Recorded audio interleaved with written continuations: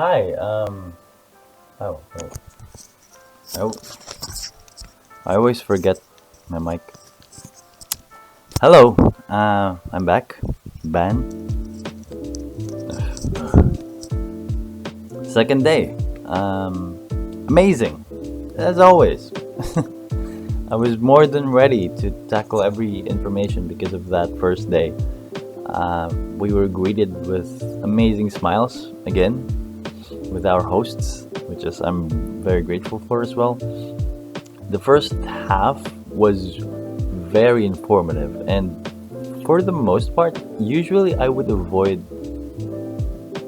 too much information or like super informative talks, if that makes sense. But this one is, I got really focused because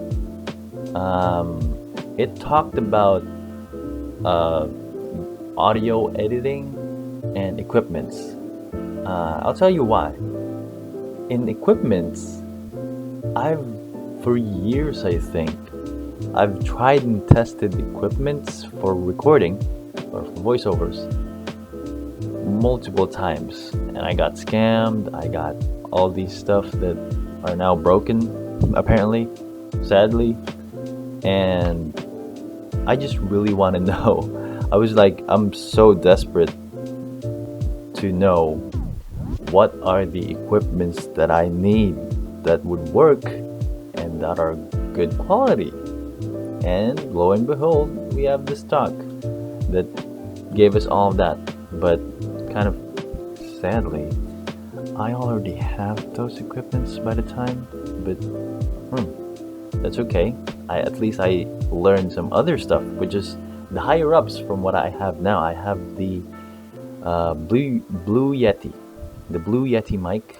It's a USB mic, but it's really good. It's really good, I swear. Um, yeah, and then we also have. Oh, speaking of equipments, I want to have a good camera as well. I feel like my camera is like 120p, but I guess I don't have any choice. I don't have any other stuff in here. I do want a camera. That's one thing. Besides being a voiceover artist, I also want to be a photographer. Well, not really a photographer, but just I just want to take some good pictures at high quality. I don't intend to make some money out of it. I just want it. Just like how I wanted to do voiceovers or voice acting back then without any intent of earning money, because back then I never really thought that the voice acting industry has a lot of money in it. Or maybe I'm wrong still. But anyway, going back, equipment's amazing. I got all these from the lows to the highs. Now I got a list. I made a list for it, and pag-iipunan. Kasi estudyante pa lang ako. About to graduate, pero, starting pa lang. And then, the next one, he taught us about audio editing, which is amazing as well, kasi when I'm kasi before CVAP, I've always been in the voiceover work.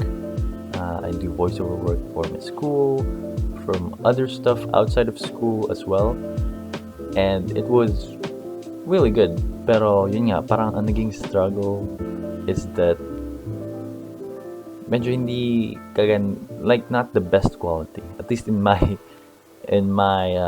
standards. Hindi siya best quality, as you would say. But it was good. It was good. It doesn't really need as much editing, pero I would want to, or maybe prefer na mas mapaganda pa, di ba? Of course, everyone wants that. And yeah, that's one thing na I'm really grateful for, na nalaman ko, oh, okay, ito lang pala yung mga gagawin. Never thought, kasi kung ako lang mag-isa nun, probably parang ma-overwhelm ako sa dami ng pipindutin, sa dami ng mga buttons na pwede mong galawin. And Mr. Joshua Simeon just simplified everything for us, and I'm just so thankful for that. And hindi lang yun, he also taught us some voiceover vocabularies, all about our niche, marami pa, but that's the highlight of what I really wanted from that talk.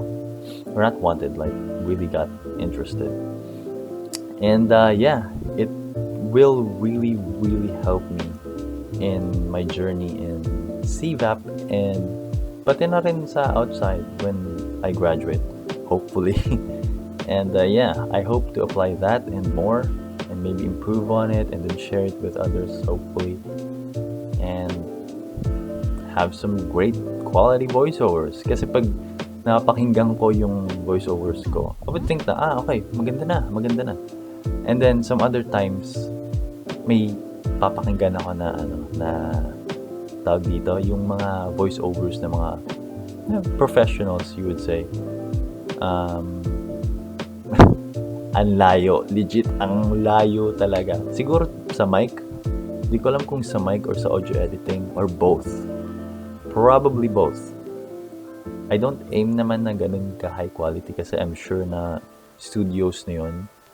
Pero you know, at least up to par with whatever's in the competition sa voiceover work. So yeah. And then we move on to the second part, which is also really interesting kasi about sa dubbing from Sir Raymar. Before, I was never really interested sa dubbing kasi parang mahilig kasi ako sa anime. And then, sa anime community, I'm not sure sa iba, pero from where I grew up, they kind of oust dubbing for some reason. No, not for some reason. Parang we find it cringe kasi parang we prefer subs or by subs, like subtitle. So, yung original na Japanese na voiceovers, we prefer that kasi mas parang may emotions and, you know, parang authentic yung feelings na naririnig mo. Not to say na hindi naman authentic, pero parang pag panikikinggan namin siya, parang lesser authentic yung either English or Tagalog or whatever na dinubbed into other languages. I'm sure there are great and good dubs, pero yun nga parang overall or in general parang hindi namin nagugustuhan. That's why ako din parang ganun din yung naging pananaw ko. Pero ayun nga, nung pumasok ako dito, this is the afternoon session with Sir Raymar, who's a great dubbing artist then, by the way. He showed us all these amazing works. I'm just amazed kasi besides sa mas na-appreciate ko siya, parang nag-start yung appreciation ko sa kung gaano siya kahirap gawin. By that, I mean starting sa paggawa ng characters kasi 'di ba hindi naman siya sakto talaga or like impersonate mo yung original kasi mahirap naman yun mahirap naman na parang saktuhan mo kung ano yung ginawa ng dati, so it would be hard. And then besides that, you would need to parang mimic the emotions, which is a whole other thing and a whole other difficulty para gawin. And then there's also the technical side, which is doing the scripts, magta-translate ka pa, and then ipapasakto mo sa dapat yung words mo. Tinanong ka din to kasi kay Sir Raymar na parang paano po ba yun? Parang ang hirap kasi na kasi iba naman yung words nila na parang merong mahaba sa kanila tapos maikli lang pala sa atin. Paano yun? Paano na yung yung sa pagsalita sa animation, di ba? Yun yung parang what? Paano yun? But they pull it off, and that's what amazes me. So yeah, that's one thing I'm just really amazed and proud sa mga Filipino dubbers natin and others as well. It's just amazing, and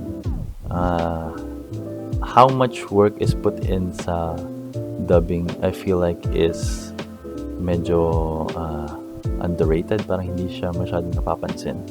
And I think people should appreciate it more because I definitely do, and people should. So yeah, that's it.